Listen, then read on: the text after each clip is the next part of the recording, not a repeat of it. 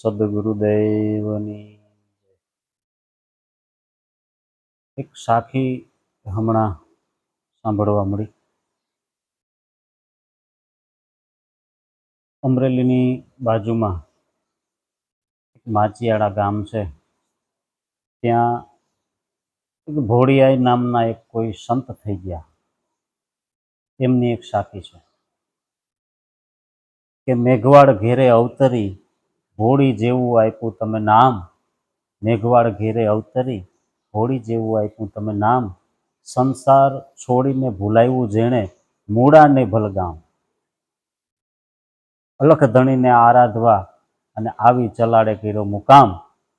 ભોળીની કળા તોરલ તણી આપા દાના તમારે દ્વાર. એટલે ચલાડાના આપા દાનાનો પણ આ સાખીમાં ઉલ્લેખ આવે છે. બીજું ધણી મૂળાને ભલગામ એવો પણ ઉલ્લેખ આવે. હવે આ સાખી શું કહેવા માગે છે? તો એક જ સાખીની અંદર આ ભોળિયાઈ નામના જે સંત હતા એનું આખું જીવન એમાં સમાઈ જાય છે. શું કહેવા માગે છે કે માચિયાળા ગામમાં દાના ભગત ચાહિયા અટકના દાના ભગત રહેતા. એમના પત્ની ધનુબેન અને એમને એક દીકરી અને એક દીકરો. દીકરીનું નામ સોનબાઈ અને દીકરાનું નામ નાગાજણ.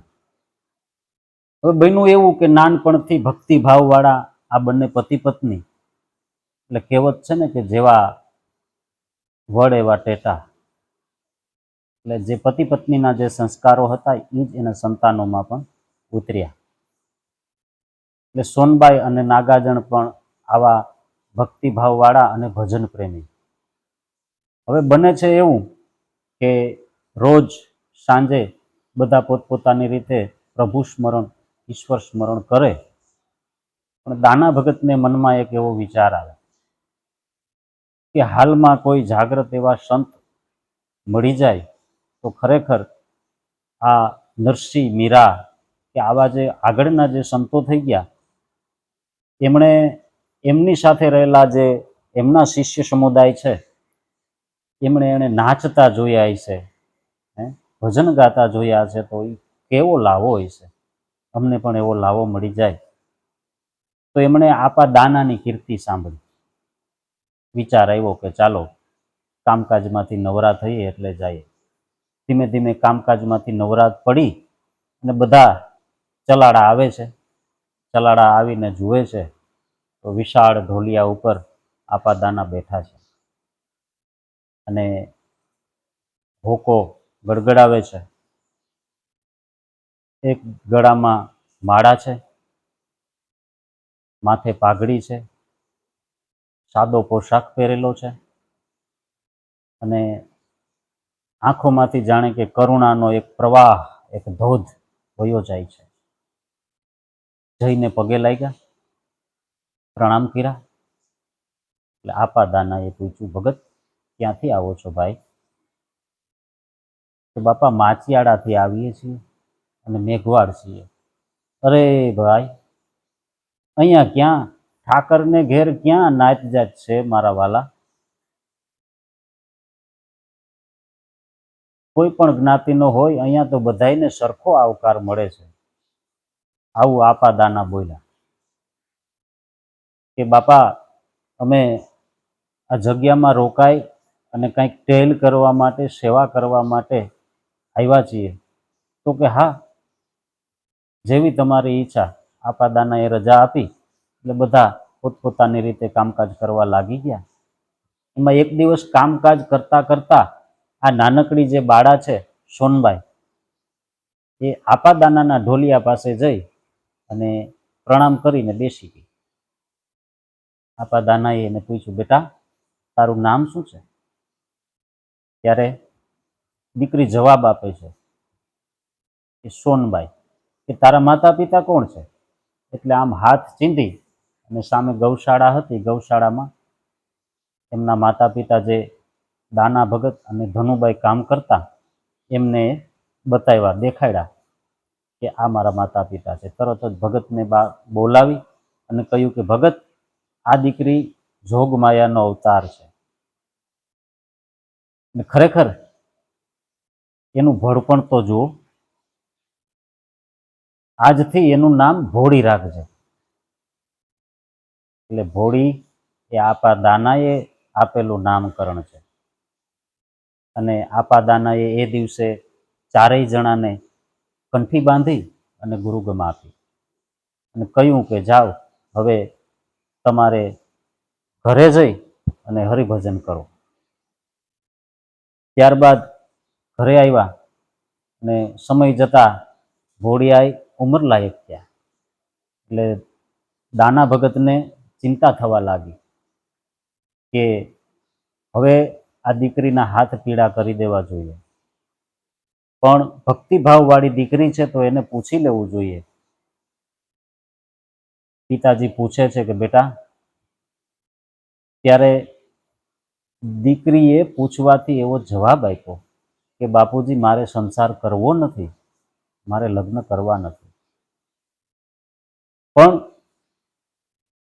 જો મારી બે શરતોનું કોઈ પાલન કરે એવો કોઈ જો મૂર્તિઓ હોય તો હું તૈયાર છું. એટલે કઈ કઈ શરતો છે બેટા તારી? તો કે આખી જિંદગી હું જે ઘરમાં પરણીને જાઉં એ ઘરમાં આખી જિંદગી અભક્ષ ખોરાક રંધાવો જોઈએ નહીં. આપણી ભાષામાં કહીએ તો નોનવેજ એ રંધાવો જોઈએ નહીં. બીજી મારી શરત એ છે કે હું જે ભક્તિભાવ કરું છું એ ભક્તિભાવમાં મને કોઈ રોકટોક કરવા જોઈએ નહીં, અટકાવવું જોઈએ નહીં. આવી બે શરતો જેને કબૂલ હોય એમની સાથે હું લગ્ન કરીશ. એટલે ભલગામ નામનું એક ગામ, આપણે સાખીમાં હમણાં બોલ્યા ને કે ધણી મૂળાને ભલગામ, સંસાર છોડીને ભૂલાવ્યું જેણે ધણી મૂળાને ભલગામ. ભલગામના મૂળા ભગત નામના એક યુવક, એમણે આ બે શરતો મંજૂર રાખી. કેમ કે મૂળા ભગત છે એ ગિરનારના જાગ્રત સિદ્ધ સંત વેલનાથના શિષ્ય હતા. ભાઈ, આવી જુગતે જોડી, જેને કહેવાય ને જુગતે જોડી, તો આવી મળવી કઠણ છે. આવી જુગતે જોડ મળી અને આ સંસારનું ગાડું હાલવા લાગ્યું. અને સમય જતા આ મૂળા ભગત પણ માચિયાળા રહેવા માટે આવી. હવે બને છે એવું, આ ભોળિયાઈના જીવનના બે પ્રસંગો કંઈક એવા છે. એક વખત ગામના એ વણકરવાસના બધા બૈરાઓ મળી અને ખેતરોની અંદર જે ઘઉં વઢાઈ જાય ને પછી જે ઘઉંની ડુંડી એને લોર કહેવામાં આવે.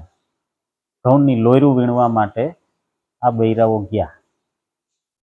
હવે બને છે એવું કે જે ખેતરની અંદર આ લોયરું વીણતા હતા એ ખેતરની અંદર એ ખેતરનો માલિક ખેડૂત આવી ગયો અને આ બધી બૈરાઓ જે હતી એને ખૂબ ગાળો દીધી, હેરાન કરી, પરેશાન કરી અને એમની પાસે જે વીણેલી જે લોયરું હતી ઘઉંની ડુંડીઓ, એ બધી એની પાસેથી આંચકી લીધી, લઈ અને એમને ગાળો બોલીને ત્યાંથી કાઢી મૂક્યા. તો ખેડૂત તો ત્યાંથી જતો રહ્યો. હવે સંજોગો વસાત બને છે એવું કે ખેડૂતના બે બળદો બીમાર પડ્યા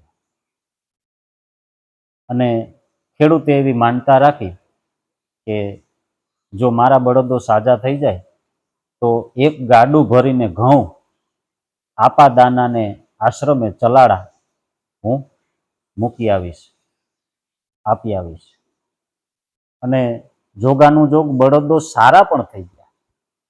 હવે બન્યું એવું કે આ ખેડૂત છે એ બળદો લઈ ગાડું ભરી અને ગાડામાં ઘઉં ભરી અને ચલાડા નાખવા માટે આવે છે કે બાપુ, આ મારી માનતા હતી, માનતાના ઘઉં છે.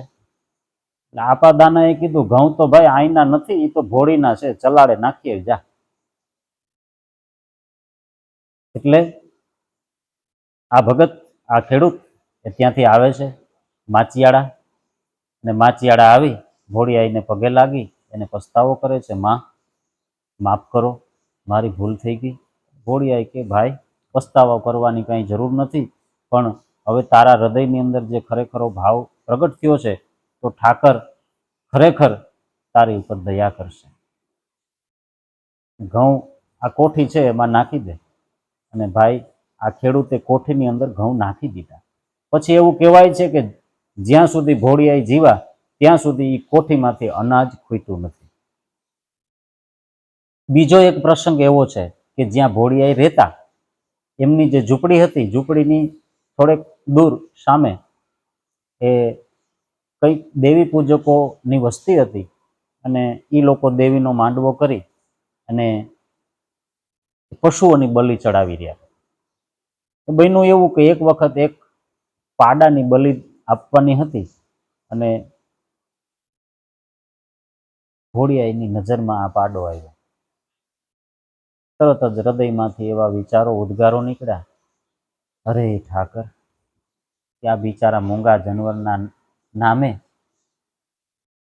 આ મોઢાની મીઠપ માટે મૂંગા જાનવરનો બલિ ક્યાં સુધી? આ દુનિયાના લોકો આવું શા માટે કરતા હશે? જીભનો સ્વાદ જોવો તો ખરી, કેટલું પાખંડ કરાવે. હે ઠાકર, હે મારા નાથ, સહાય કરજો. આવી મનોમન પ્રાર્થના કરી. અને બન્યું એવું કે જેવો પાડાનો બલિ આપવા માટે પેલા લોકો એ હથિયારોનો ઉપયોગ કરી પ્રયોગ કરે છે, ત્યાં તો પાડો ત્યાંથી ઠેકડો મારીને ભાગી ગયો. તરત જ કેટલાયને એ લોહી લુહાણ કરી નાખ્યા, કેટલાયને ઢીંકું મારી, ને તરત જ ભોળિયાઈની ઝૂંપડીએ આવીને પાડો ઊભો રહી ગયો. હવે ભોળિયાએ માથા ઉપર હાથ ફેરવો, પાડો શાંત થઈ ગયો. ને ત્યાંથી લઈ જવા માટે પેલા લોકો આવ્યા, કેટલાય પ્રયત્નો કર્યા, પણ પાડો ત્યાંથી આવતો નથી, ને ઉલટાના પેલા લોકોને એ પાડાએ એ લોહી લુહાણ કરી નાખ્યું. પછી એમાંથી એક વ્યક્તિ, કોઈ સમજદાર હશે, કે ભાઈ ચાલો હવે અહીંયાથી આપણે આ પાડાને લઈ જવો નથી, આ ભોળિયાઈનું સ્થાનક છે, આ ભોળિયાઈનું જગ્યા છે, ભોળિયાઈની ઝૂંપડી છે. જો ભોળિયાઈ એની ખોદવા આપણને લાગી જશે ને તો આપણું ધનોત્પનોત નીકળી જશે ભાઈ. એટલે આવું બોલી અને એ લોકો પાડાને મૂકી અને જતા રહ્યા. ત્યારબાદ ભોળિયાએ જ્યાં સુધી આજીવન જીવા ત્યાં સુધી ક્યાંય ભજન સત્સંગમાં જાય એટલે પાડા ઉપર બેસી અને ભોળિયાએ આ પાડાને સાથે લઈને જતા. આવા આ બે પ્રસંગો ભોળિયાઈના જીવનની અંદર છે. ત્યારબાદ ભોળિયાઈ અને મૂળા ભગત, એમનું વતન, મૂળા ભગતનું વતન ભલગામ. ત્યાં ભલગામમાં મૂળા ભગતે સમાધિ લીધી, અને માચિયાળામાં ભોળિયાએ ભાદરવા સુદ છઠના દિવસે સંવંત 1857માં ભાદરવા સુદ છઠના દિવસે એ ભોળિયાએ જીવતા સમાધિ લીધી. ત્યારે આપા દાના, આપા વિસામણ અને આપા જાદરાની ત્યાં હાજરી હતી. તેમની હાજરીમાં, આ સૌ જાગૃત સંતોની હાજરીમાં એમણે આ જીવતા સમાધિ લીધી. અને આજે પણ માચિયાળાની અંદર એ ભોળિયાઈની જગ્યા, એમાં સેવા ધર્મનો કાર્ય અવિરતપણે હાલી રહ્યું છે. એટલે આવા ઘણા બધા એવા આ સૌરાષ્ટ્રની ધરતી ઉપર, ગુજરાતની ધરતી ઉપર, ભારતની ધરતી ઉપર નામી અને અનામી સંતો થયા છે. પણ ખરેખર આવા કોઈ સંતોને ઉજાગર કરવા જોઈએ.